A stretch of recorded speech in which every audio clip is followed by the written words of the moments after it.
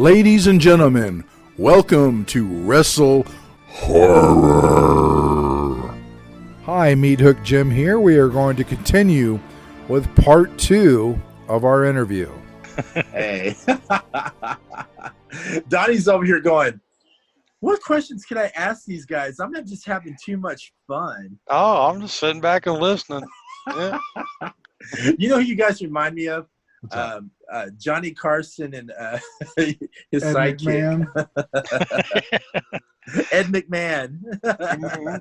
Yeah, you guys are sitting there doing all that Star Wars talk, and I'm just sitting there thinking, like, well, I binge watched Sleepaway Camp this weekend. Oh, I watched the first 3.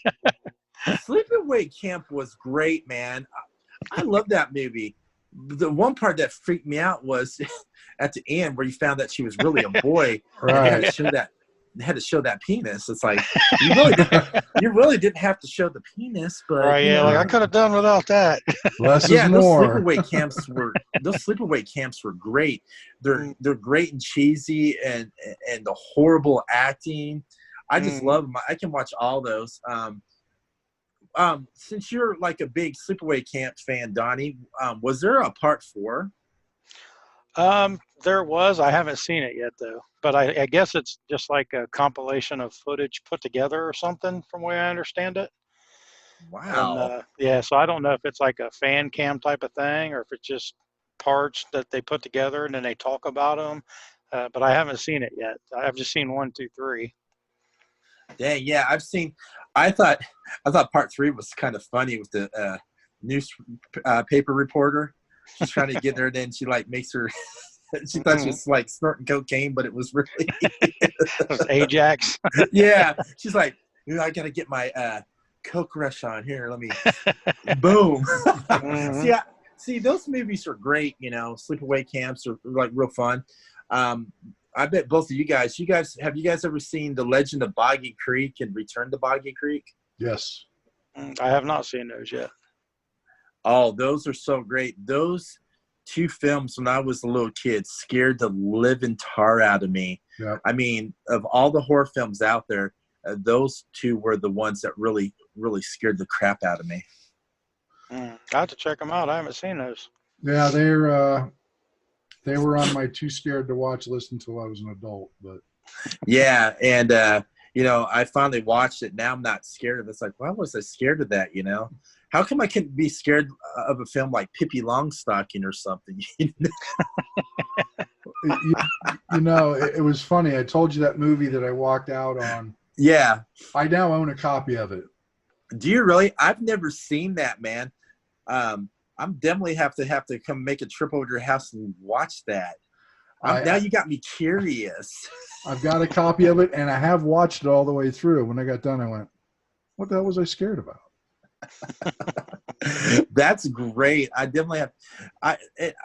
And the thing I miss about the 80s are the cheesy, horror films. Remember back in the day when you would go to like a video store, like a mom and pop. I'm not talking like Blockbuster. Right. And the mom and pops would always get those made for DVD horror films. And you would look at the art picture on there. It's like, oh, this is really cool. I like the art. I'm going to rent this movie and you watch it. It's horrible. And the box, gives you the wrong impression. Yep. The good old VHS tapes, man. What was that? What was the name of that movie we watched during fair weekend? Yeah, what was it? They stayed over at our house during fair, and I don't even remember what it was. I just said it was about volleyball players or something. Yeah, it was volleyball players something. It wasn't even a B horror film. It was more like a Z horror film. Goodness. It was like he got stranded and they were on a volleyball team and people were like this hillbilly group was trying to kill him. I got one to beat that. I watched this B budget film. It was called Lasso. And it was like this group of people, they're from like a senior citizen center. They went to go visit the rodeo. And after they left, the rodeo cowboys and all that went evil and started killing people and stuff. And Sean Patrick Flannery was in that movie too. He was playing like the hero, like he had a missing limb, but he was riding horses. You know, he was a rodeo cowboy and all that. And through that whole movie, he was just losing body parts after body, but kept on staying alive. I was like, aren't you going to ever die? Yeah, it's called Lasso. And that, I was like, why did I watch that? Mm-hmm. Yeah, that's what we were thinking during that volleyball one. I was like, why did I even click play on this? But yeah, did you another thing too? When I was growing up too, when I was young, I used to stay up. I used to watch the movie channel when they had Joe Bob Briggs Drive-In Theater. Remember that? Yep. Mm-hmm. That's what really got me into all the crazy exploitation type of horror. If it wasn't for Joe Bob Briggs, man, my mind wouldn't have been demented. Tormented. It's like, dude, I didn't know movies like this. I'm curious. I gotta watch this one. Come on, Joe Bob. What's the next one?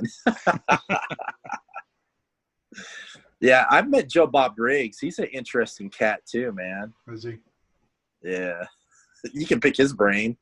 It's like I don't know what to ask him. He's probably heard every single question about horror and all that stuff. You know, it's like, so if I ask him a question, is he gonna give me like, oh, your interview sucked, I'm gonna give you like 3 body parts and a head or something?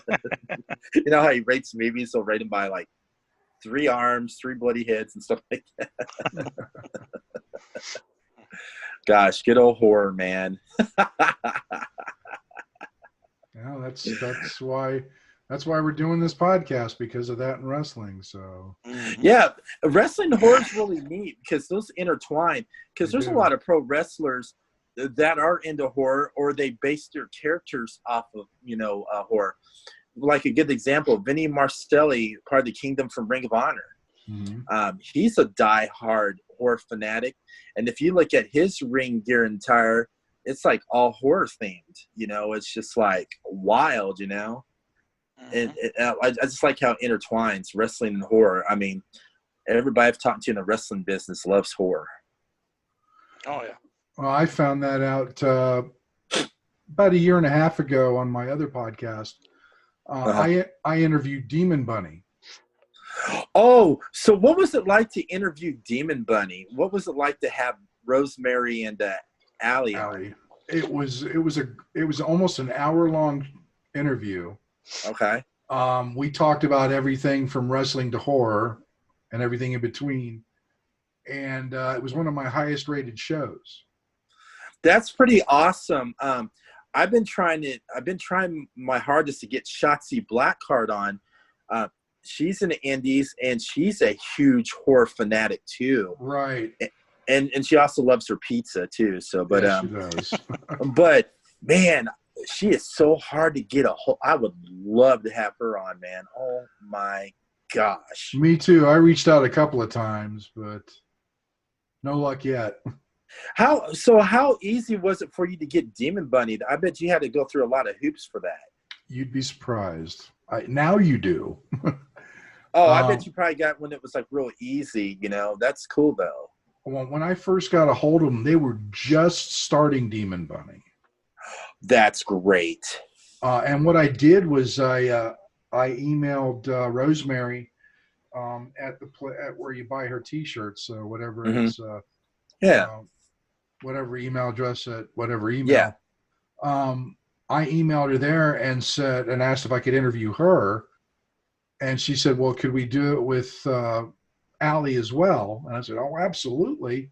And we went back and forth for, I don't know, it was about 2 months until we nailed down some time.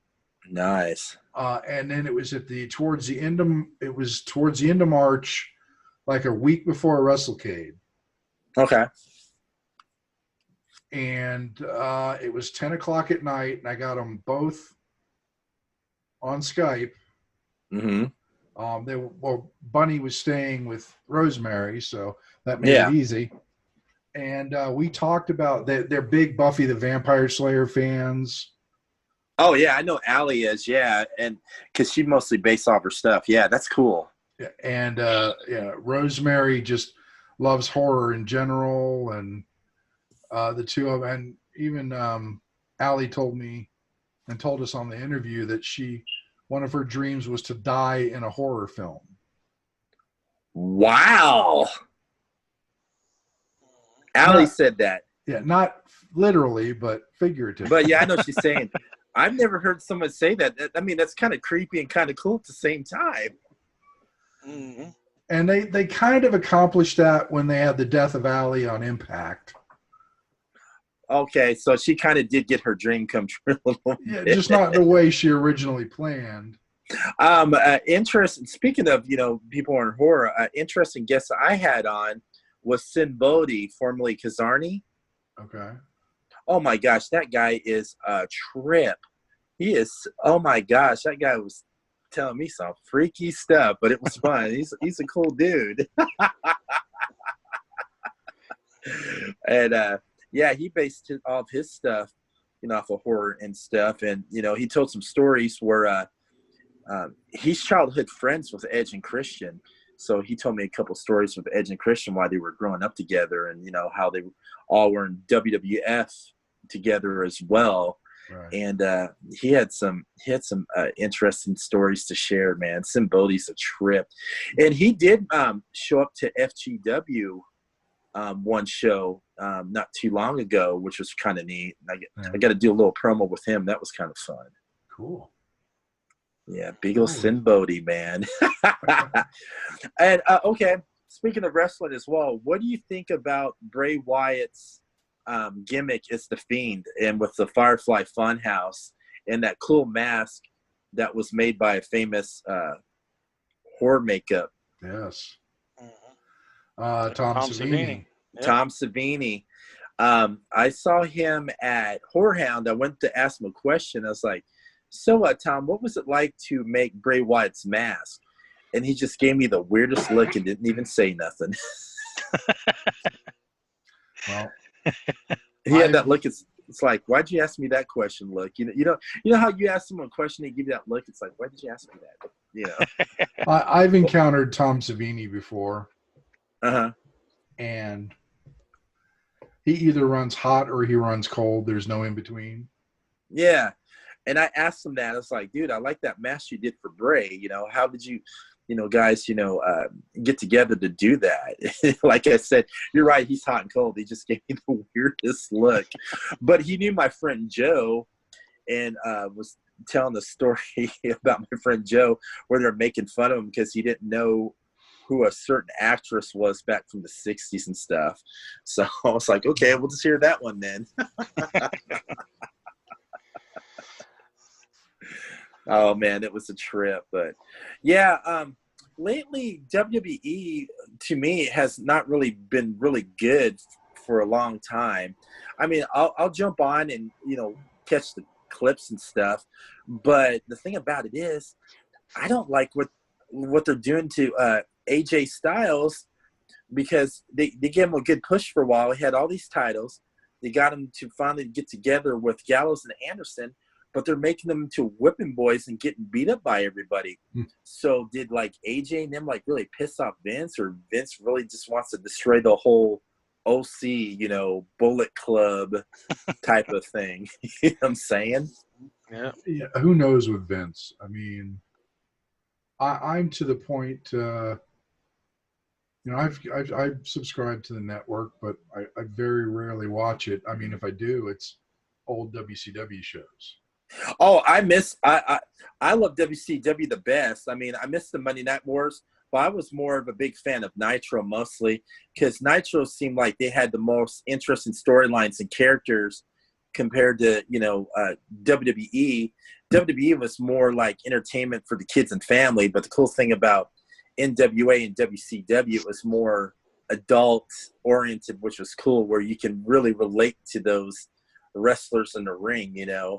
I mean, don't get me wrong, as a kid I used to love WWF, but when I started watching WCW, I was like getting more invested. I was like, dude, these guys are better than WWF guys. Don't get me wrong, I like WWF, but oh my gosh, I like this guy who calls himself Sting, man, or Ric Flair.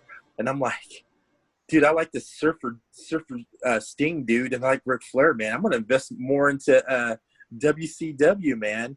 And my favorite announcer of all time is, he doesn't really get high recognition, is Tony Schiavone.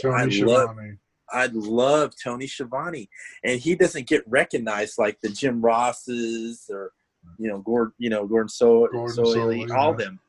And it's just like, dude, Schiavone was that. And when I went to AEW All In when he went in Chicago, I don't know if you've seen it. I did a short promo with Schiavone where I was acting like it was in character. Okay. Oh, it was just brilliant. And I was just ad-libbing. I was like, I don't know how I'm a little nervous. And David's like, just be yourself. And I was like, okay. He goes, do you have a name? And I was like, no. So when we started promo, Tony Schiavone goes, this is Robyn Nelson, a man who doesn't have a name. and then I went up to him and was like, you should be very lucky you're in my presence. And he's like, oh, I am. And he just made me look like $1 million, man. It was just so freaking great. And the cool thing about it was he has his own podcast, so he picked the best 4 promos he liked at All In when he was at the StarCast. Right. And mine and David's promo was one of the 4 that was on the show he played. Awesome. Nice. So my friend hit me up and goes, you're on Tony Schiavone's show. And I was like, what do you mean? No, I'm not. I don't know Tony. I'm not on the show. And he's like, just listen. So I listened. So he played mine and his, and then he played David's. And I was like, oh my God, I got to call David. And speaking of David Barnabas Spector, that guy can shoot a promo, man. I don't know if you've seen his other promos. He knows how to speak on the mic, man. Yes, he does. Yes, he does. I know he's an evil son of a bitch sometimes, but he's got the gift of gab, that's for sure. He sure does. It seems like he never wants to shut up in the ring. And he's got the voice. He's got the voice for it too. He sure does. What do you think of David Barnabas Spector's look? He's kind of got that interesting look. I love the look with one exception. What's that? The jeans. Oh, you mean the black jeans? Yeah, where he wears them with the dress shoots, and then he has the nice jackets and the shirts and all that. Yeah. So what's wrong with the jeans? You think he should have been more? I think it would look better if he had matching slacks to go with the rest of the ensemble. The jeans for me kind of throw it off. Oh yeah, I've never thought of it that way. I knew he wore the black jeans and stuff. I mean, he's got the cool cane, the cool jewelry, the cool vest, the different jackets, and he does kind of remind you of a little bit of Paul Ellering a little bit too. Yeah, that's what I was going to say. Paul Ellering is who it reminds me of. And he broke his cane today, by the way. Oh, he broke. I missed that show. He broke his cane, huh? Who did he knock it on? I'm trying to remember now. He didn't. I think Mitch Magnus had it. Okay. And swung it at him, and it hit the rope, and the head of it popped off. Oh, my gosh. Let's talk about Mitch Magnus. That guy is entertaining. The guy can wrestle. Now he's getting the 3 times the charm. He's #1 contender again for the FGW title against Drew Skills. Yep. So do you think this time around he's going to finally win the title? Because the first time, this was always like one match was a disqualification. The other one, Drew Skills, cheated, of course. Mm-hmm. And then finally, he got it. So in your opinion, do you think Mitch Magnus will be the next FGW champion? Or do you think Drew Skills will have it and run his big mouth even more? I will say, in my opinion, the 3rd time is the charm, and Magnus will walk out with the belt. Yes, I think so too. And when Magnus walks out with the title, who do you think will be eyeing him? Do you think Amos is going to go after him, or do you think, big mouth militant Mark Magnum will try to go? It'll be Mark Magnum, or as the fans like to call him, Cocoa Puffs. He hates that, man. That the old Cocoa Puff chant. And he gets that weird look. He's like, I'm not Cocoa Puffs. I think Space Invader needs a shot. Space Invader? Yeah. He's already been champ before, though. We'll see. He needs to get it again. 2 times. Yeah, you can't underestimate Space Invader, man. That guy can move around, man. He's so tiny, but he can take a beating though. Well, I'll tell you what. Ryan Wild had a surprise show up today. Really? Who did Mr. See, I wasn't at the show, and I know everybody was hitting me up, getting all mad. It's like, where were you at? And I was like, I was watching Rambo. It was Steve Anderson. Oh, did it form Roach again? No, he attacked him. He attacked Ryan. Really? Steve Anderson showed up again, huh? Yeah. Also, how did Ryan Michaels do? Ryan Michaels did well. He beat Che. Oh, Che, that guy is something, man. I don't know what his deal is, man. He's not a beautiful man. That's all I have to say. Sure, just ask him. Yeah, or Kid Bullet or Jacob Rose, the guy who never talks. It's like, Mr. Rose, are you going to talk or what? He never does. Yeah, and he always wears those glasses. Yeah. Yeah, so it was pretty good. I was going to go, but I went to the Battle on the Border show last night. That was intense. There was a bloody, hardcore match between the heavy metal Viking Hooks and William Wolf. Yeah. And William Wolf severely really got hurt last night in the cage match. I mean, those guys tore the living crap out of each other. William Wolf had a weed eater, turned it on, and shoved it into Hooks' face, and blood was flying everywhere. Wow. So they had a table. They put barbed wire on it, taxes, halogen lamps, and everything. And Hooks picked up Wolf and slammed him right through it. Ouch. Yeah. And then another great match at Battle on the Border Pro Wrestling. Shauna Reed was in a steel cage with Jocelyn Navarro. Two great athletes and great in the ring. And Shauna came out as the brand new women's Battle on the Border champion. Cool. So she was all happy, you know. Oh, of course. But if you guys ever get a chance, you guys need to check out Battle on the Border Pro Wrestling, run by Denham Blevins. That's just down there in Harrison, right? Yes. They have it at the Blue Note. And they put on some good shows as well. It's run by Denham Blevins as well. Okay. So, cool. Yeah. See, FGW and Battle on the Border, are my babies. I love them.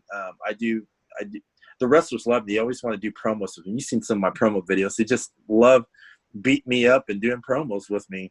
I don't know what it is, but they just love me. He's got that face that they all want to punch. all they do. I remember one. I did one with Amos. He wanted to punch my face too. I mean, what's up with that, man? And David Barnabas Spector doesn't even like me either, man. But he seems like he always wants me to interview after a show. Why do you want to do that? You're an evil man, Barnabas. But like I said, you can ask Jim. FGW is it's just an awesome promotion. I mean, it went through a lot of hardships. It had to fight in the city of Hamilton to become a show because there was a senior citizen community that were afraid that wrestling fans were going to get drunk and stab people in the parking lot or go run in their backyards or try to rob them and stuff like that. So for a while, it really took them a while to get to the city of Hamilton to finally do it. And once they got it, they had a 3-month probation to pass, and everybody liked it. And, Future Great Wrestling, did a lot of, fighting to get where they're at today, I mean, I'm just surprised where they're at today. It's just I mean, I like other independent shows. I mean, I like New Ohio too. I like your promotion. You have a great thing going too. But FGW for some reason it's just fucking great. Right. Yep. I definitely want to get down there and check it out sometime for sure. Yeah, I like it, and it's great. And I also like New Ohio as well. I mean, I love your shows too. You guys put on one of heck show because there's so many indie wrestling promotions out there that shouldn't even be running, and there shouldn't even be wrestlers wrestling in there, because you can tell some of them are not properly trained, you know, and Right. you got these like real crappy ones. It's like, this isn't wrestling. You guys need to quit. Yeah. You know, I'm not doing this. I mean, I'm sorry, you know, and people always ask me, you know, what are great promotions to go to? I always say yours, New Ohio. I always say FGW. I say Battle on the Border, and I go, and if you're in Kentucky, go to Kentucky Zone Wrestling. If you want something that's just straight old school, it's all old school wrestling, all old school storytelling. Yeah. And, you know, those are the promotions. And of course, if Thomas is listening, Thomas, I love War, Ohio too, buddy. And you've hooked me up with some great tickets too. And War, Ohio will be up there as well for old school. So of all the promotions I've been to, those are really the best legit ones. You won't be, you know, disappointed in seeing. I mean, that's just me. I mean, everybody else likes their certain, you know, wrestling promotions, but the ones I just named tonight on your show are really the ones that people should really be keeping an eye out for. So that's just my opinion. So. Oh yeah, I appreciate it. Thank you. Yeah, and I'm not saying to blow sunshine up your ass either, Donnie. Oh yeah, and no, I'm sure you tell me the truth. Yeah, and if Thomas is listening too, because I know Thomas can tell if somebody's full of shit too. You know how he is, how he's like straightforward, which I respect in the wrestling business. Yeah, you know, Tom, and like I said, I love war wrestling too, and every time I get a chance to go, I usually ride up with Joe Copez, and the best announcer in the indie scene in the Midwest is Slick Rick Toms. You gotta love Slick Rick. Yes. So, Jim, what are your thoughts on Slick Rick Toms? Oh, I love him as an announcer. I think he's great. He's everybody loves him, and he interacts with the crowd. And it still took one thing that always tickles me is when he does the split the pot raffle. Oh, split the pot. Yeah. It's just the way he does it. He shakes a little bit and just kind of barks out the split, and it makes everybody laugh. And I love it too. And you've seen it at the shows. I love how it goes. And Robyn Nelson from Wrestle Podcast is in the show. He's like, so who'd you interview this time? He has to try to think. So I have to tell him, it's like, just say that was my latest, because sometimes he'll forget and just make up something. Oh yeah, I listened to your show. And I was like, in my mind, it's like, okay, you listen. Oh, who did I have on? But like we were talking about Till Piper, that was one of my top high rated shows as well, you know. And you know, I was real nervous talking to Till Piper, you know, but she was like really down to earth, and you know, I learned a lot of all kinds of stuff about her and her father. And if you guys get a chance, you guys definitely need to listen to it. It's really good, man. I've got you on my list of podcasts I listen to now. So nice. Yeah, just listen. And Donnie, listen to Till. You guys will end up liking her and be like, you know, I'm going to see what happens and see how far she goes in the wrestling business. Sure. Yeah. Yeah. Well, that big clock on the wall saying it's time to go. Yeah. Namely, before you guys, I really enjoyed myself. Thank you so much. I want to come back on again, definitely. And Jim, I'm definitely going to have you on my paranormal podcast. Okay. And I want to hear some of your stories of your 18 years in the paranormal world. Okay, fair enough. I've got a few. Yes. Let's give you a chance now to plug your podcasts and FGW, okay. Whatever you want to plug. Now's the time. Okay. You can listen to my wrestling podcast, Wrestle Popcast, at Spotify, iHeartRadio, Apple Podcasts, Podcast City Network at podcastcity.net, or you can listen to my paranormal horror podcast, Robyn Nelson's Files 13, at Podcast City Network, Spotify, and iHeartRadio. You can also follow Wrestle Popcast on Facebook, and also WPopcast1 on Twitter, and Robyn Nelson's Files 13 on Twitter at 13 Files. And of course, you can, follow me at Robyn Nelson as well. And also check out some great wrestling action if you're in the Cincinnati area. Future Great Wrestling every Friday night, 190 North Brookwood Avenue, Hamilton, Ohio. And also, check out, of course, New Ohio Wrestling in Columbus, which is run by Donnie Hoover, of course. And also check out Battle on the Border Pro Wrestling out in Harrison on Facebook as well. And that's all I have to say. All right. Well, I'll say right now, this has been a very lively and interesting interview. Well, we'll probably have to chop this one up into 2 episodes. And, we have it's been very entertaining all the way around. I mean, I love having you as a guest because we had fun. Not that we didn't have fun with the others, but this was fun. You know what I'm saying? We had a lot of fun here. That's what it's all about. I'm glad you guys do, because on my show, a lot of guests say the same thing. I do it like we're just like a bunch of friends just kicking it, sitting on some lounge chairs and drinking beer and just talking. Mm-hmm. Yep. Yeah. And it's just been an absolute pleasure to have you on here. We will Thank you, sir. Certainly have you on again. We'll follow up with you probably in the springtime and see what's going on with the Wrestle Popcast and all ventures thereof. Once again, for the Wrestle Horror Podcast, I am Meat Hook Jim, along with Donnie Hoover and our special guest, Mr. Robyn Nelson. Robyn, I'll see you just about every Friday. So. Oh, you better. And if you ignore me, man, I'm gonna be like a pain in your ass. Oh, like, dude. Hey, make sure you bring the next show you go to. Let me know if you ever notice anything weird and paranormal as well, because there's a lot of stuff going on over there. I'll keep my senses up, so to speak. Spider sense. All right. Thank you so much. And you guys have a great week. Thanks, Robyn. You too. All right, man. Take care. All right. We'll see you. Right. Bye. Bye.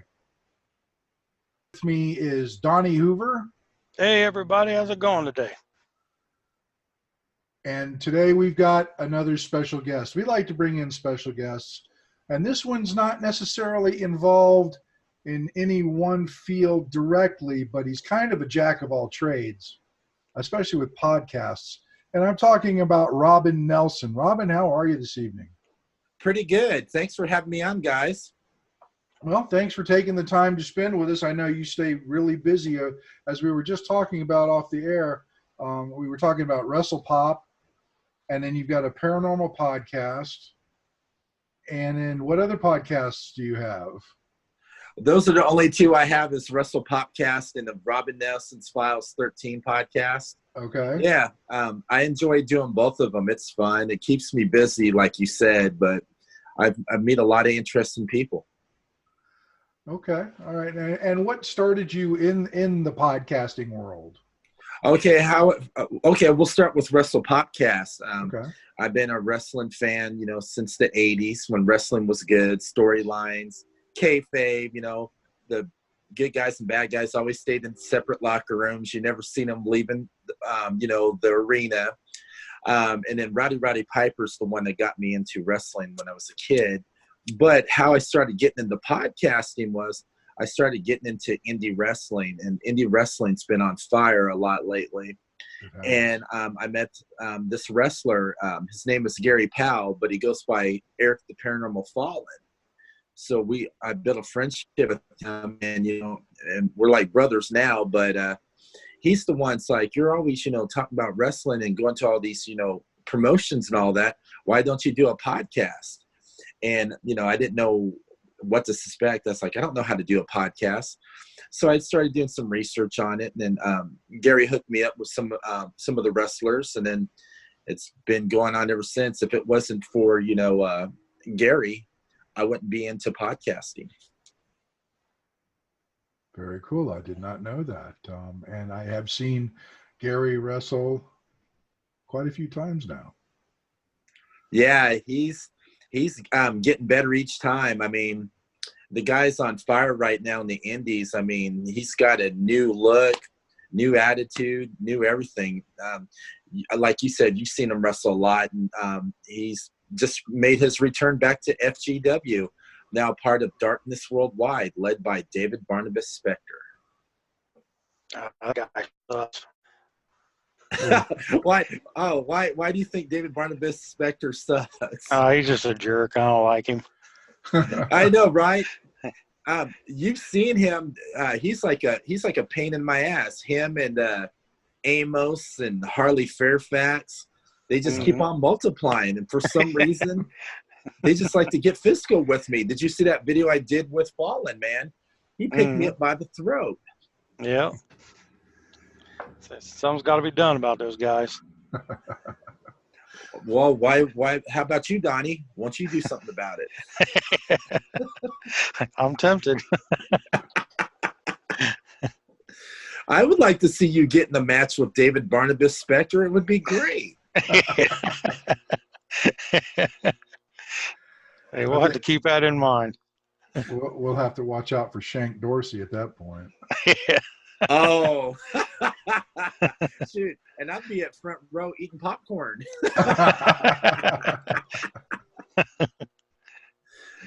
Just sitting there enjoying it, watching David get beat up. You know, he'll probably end up hearing this and they'll be like, I'll get you, Robyn Nelson. So here's that little attitude. Robyn Nelson.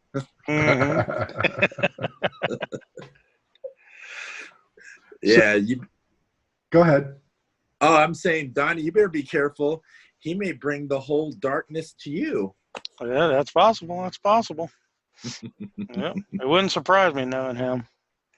Oh, I know. And then Matt Taylor would be like shaking in his boots.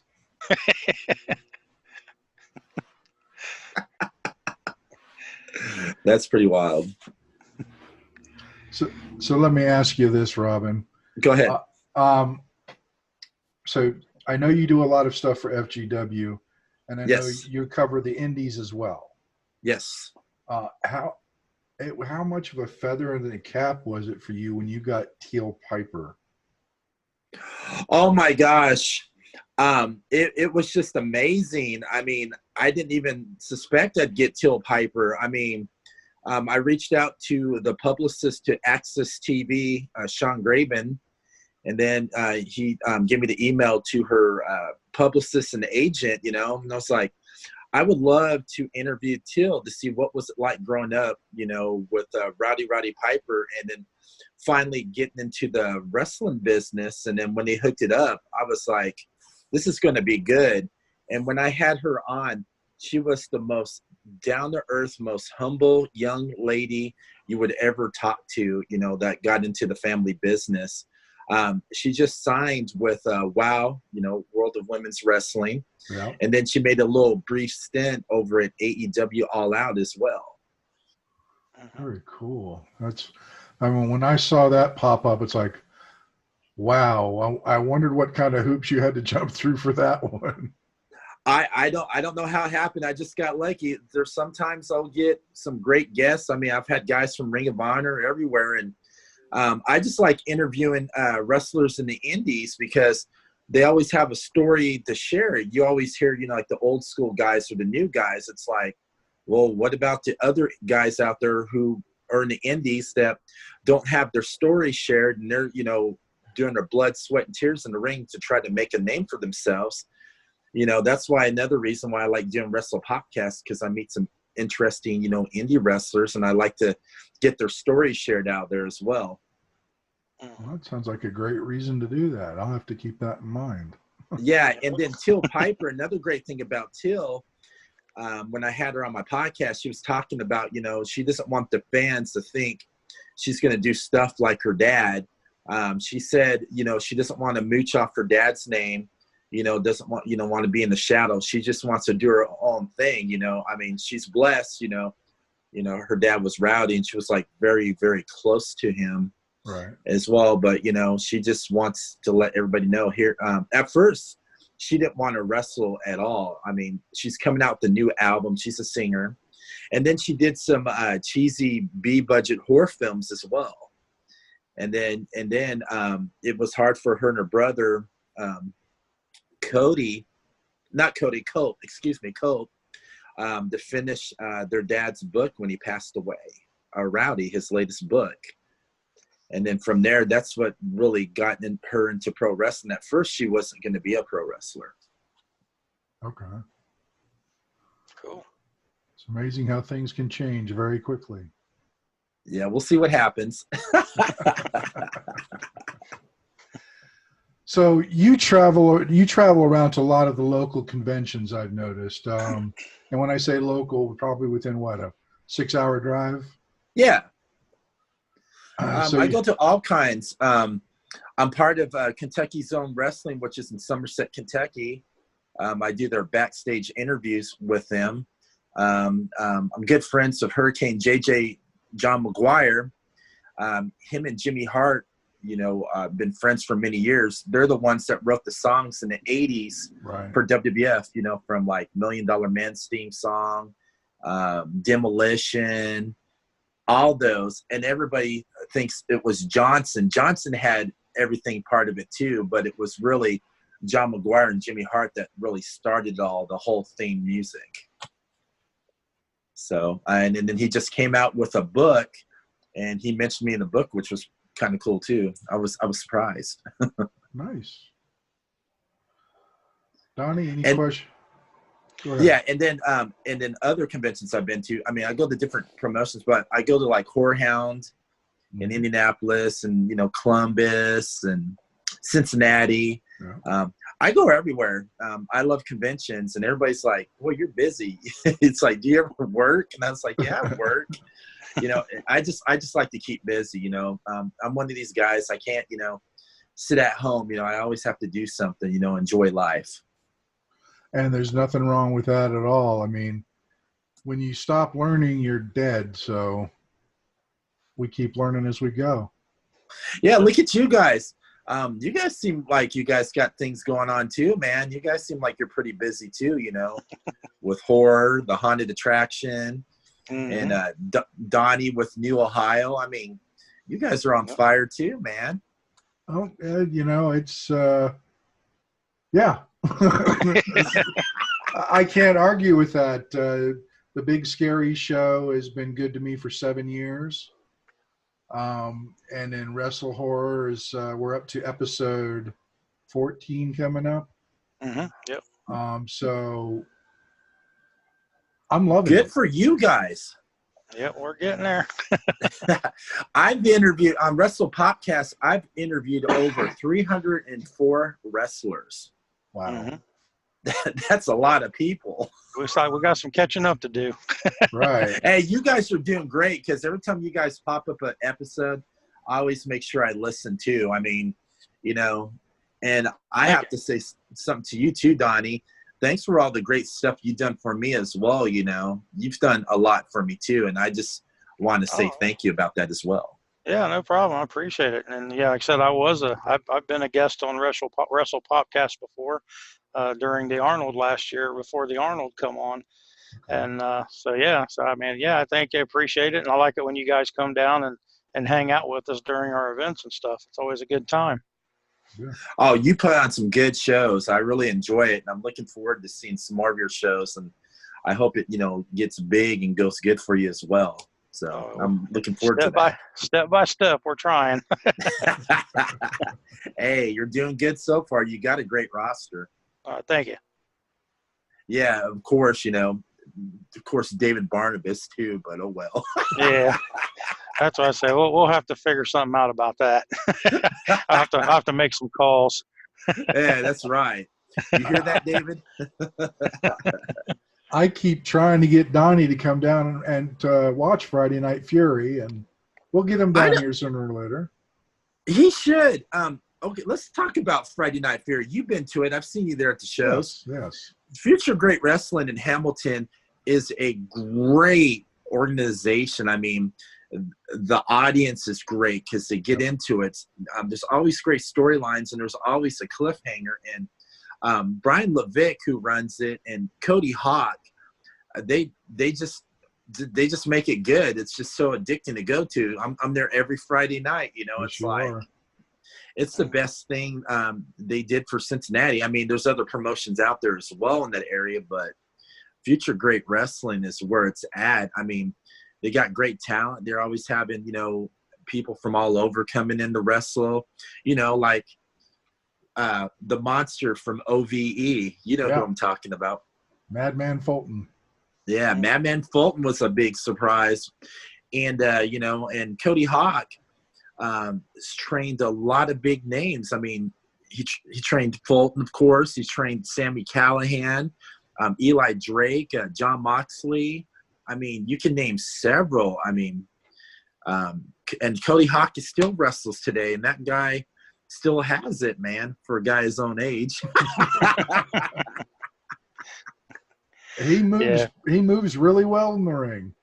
Yeah, I don't knock him at all. I mean, he does. And like I said, Future Great Wrestling's where it's at. And to your listeners who are listening, you guys need to come down to Hamilton, Ohio to check it out. You guys won't be disappointed. Oh, yeah. Yeah, Jim's been telling me I need to get down there, and I definitely want to come check it out. Like I say, it's like a 2-hour drive for me, so it ain't too bad. But, getting there on a Friday night makes it a little bit of a challenge from leaving work and heading down there. But I'll get there. I'll get down there and hang out. I'll be surprised. If you come, I'll probably be like, oh, my gosh, Donnie's here. Really? Am I dreaming? Yeah, I'm going to make it a point. I'd like to come down and check it out. It looks like a great area, a great building and atmosphere. And I'm always up for watching some good wrestling. I enjoy sitting and watching it just as much as I enjoy running around like a chicken with my head cut off during show days. Oh, I know. I saw you over at the when I came up to you when you guys were at the state fair. You looked like you were out of it. I'd be saying hi to you, and you look like a zombie from a horror film going, hey. Yeah, they're strenuous days. I know. And your wife, she's a hoot. She cracks me up. She used to make me laugh that whole night. Mm-hmm. Yeah, she's something else. She's got that extra gear. When I'm getting tired and wearing down, she just kicks it in an extra gear and keeps going. I don't know how she does it sometimes. Oh, man, it's great. I mean, you guys, like I said, New Ohio is where it's at, I consider that one of my favorite promotions in the indies, You're up there with a FGW, of course, and then right behind there's Battle on the Border Pro Wrestling. And, of course, Thomas Williams, another great guy. War Ohio's great, too. And Thomas is a cool dude. He's hooked me up with a lot of great stuff, too, man. I can't say nothing bad about Thomas Williams. Oh yeah, we've had him on here numerous times. He's a mainstay on the podcast here. So is he in the horror? No, he's not in the horror. We bring him in for more of the promoter stuff. And okay. Just to pick his brain. We've had him on three or four times now. 3 or 4 episodes we got him. Nice. And he's going to come back for more. He said just let him know. Oh, I know. The funny thing, I had him on my show too, and the funny thing, he reached out to me. I mean, because like many months ago, I would reach, and he's like, "Oh, I don't do that. You can talk to my guys. I don't do that." And then all of a sudden, after I had you on, he hits me up and goes, "So you had Donnie Hoover on?" And I was like, "Yeah." He's like, "You know something? I want to come on and say some stuff." And I was like, "Okay, come on, Thomas. Let's hear some great stories." Yeah, cool. Yeah, he's got a lot of knowledge. Anytime you can get his ear, man, or you can get him, definitely do it. Yeah, he thinks very highly of you too, man. That's all yeah, the feeling's mutual. I appreciate it. And look at old Big Jim over there. He's just going, "Huh? What? Can I get in this conversation too?" I'm trying to think of a question. You guys are great. Yeah, I'm glad to hear Donnie participate a little more than normal. Yeah, of course he does. Yeah, Donnie Hoover loves me, man. He loves Wrestle Popcast. That's what it is. Yeah, honestly, I mainly get on here and listen a lot. I'm a big advocate of learning, and so like especially when the haunt people come on, because Jim's the haunt expert and I'm the newbie. I'm the green guy, so right. I always just kind of sit here and shut up and listen, and then when the wrestling part comes on, I'll ask a couple questions here and there, but for the most part, I just let them go and just listen to what they got to say and just chime in every now and again. That's cool. And I love how you guys love horror. I mean, horror is great. I mean, there's this one movie I watched. You guys, I don't know if you guys seen it. It's called Terrifier. Yep. With Art the Clown? Art the Clown, yeah. Yeah. Yeah. David H. Howard Horton, who plays Art the Clown, was on my show, and he's a very interesting character. Mm-hmm. Yeah, they already started shooting part 2, didn't they? And I think they're writing part 3 now. I'm looking forward to part 2, and I talked to David at I believe it was Days of the Dead, or was it Horror Hound in Indianapolis? I can't remember what show it was, but we started talking, we like built a friendship, and I was like, hey, you want to come on sometime, David? And he's like, sure. So I had him on, and the funny thing about David, before he got into horror, he was in stage plays before he got into horror. So he did, all kinds of different stage plays, and how he got the mannerisms for Art the Clown was he was a big fan of Buster Keaton and Charlie Chaplin. So if you watch the movie and how he like moves his mannerisms, body around, you can see a little bit of Buster Keaton and Charlie Chaplin in that. Yeah, now that you mention that, you can. Yep. Yeah, I can see that. And then he had the story when they were offset. They were filming in New Jersey, and he was still in this Art the Clown, makeup and everything, costume. He was walking around, and he scared these ladies in New Jersey. I mean, they just flipped out, and he forgot he was in his whole get up. And then they were going back shooting, and all of a sudden, the New Jersey police and SWAT team came running in, and they're thinking there was something crazy going on. Nice. That's funny. That is funny. Yeah, well, speaking of horror, there's an individual sitting here talking with us now. Mr. Meat Hook Jim was out yesterday shooting a little short horror film, if I'm not mistaken. Is that right? Nice. That is correct. It is untitled as of yet. It was filmed as part of a horror film festival that's going to take place sometime at the end of October. It was let me just say I've got a lot of dialogue. Okay. It's 2 pages of dialogue, and it's me and the primary character, but we had other people acting, just no other speaking roles. Oh, okay. And it's going to be interesting. I can't wait to see the finished product. It was fun. It was my legs are sore because of where we were filming. There was a lot of steep hills, and going down is easy, coming up not so much.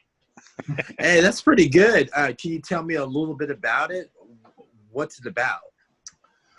It is an origin story of a clown that works for my troupe of traveling haunt actors. Interesting. Another clown horror film.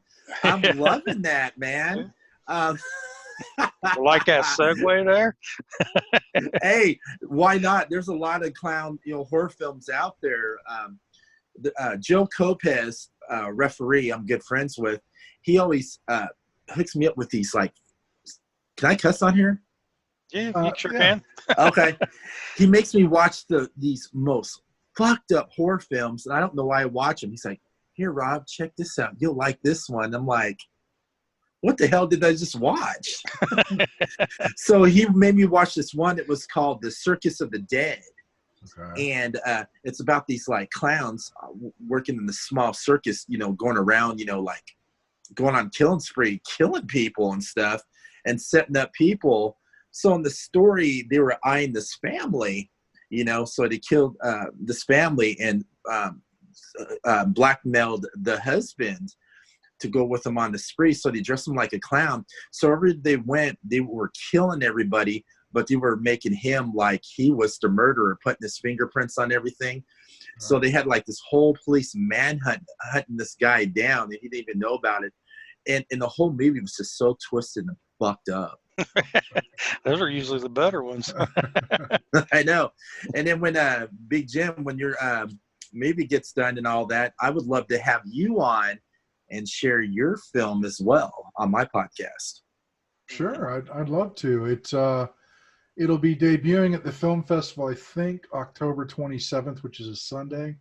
Nice. And after that, I'll be able to get a copy of it. So I'm definitely looking forward to seeing that. That would be pretty good. I mean, I didn't even know that you're doing that. I learned something new. Wow. It's not it's the first short film I've been in, other than some promo videos for my acting team. But I have been in a full-length movie. Okay. And this ends part 2. Next week, we will follow up with part 3. Make sure you follow us on all of our social media outlets. Facebook.com/WrestleHorror, Instagram @WrestleHorror, Twitter @WrestleHorror, on our YouTube channel, the Wrestle Horror channel. Also, you can find us at www.wrestlehorror.com.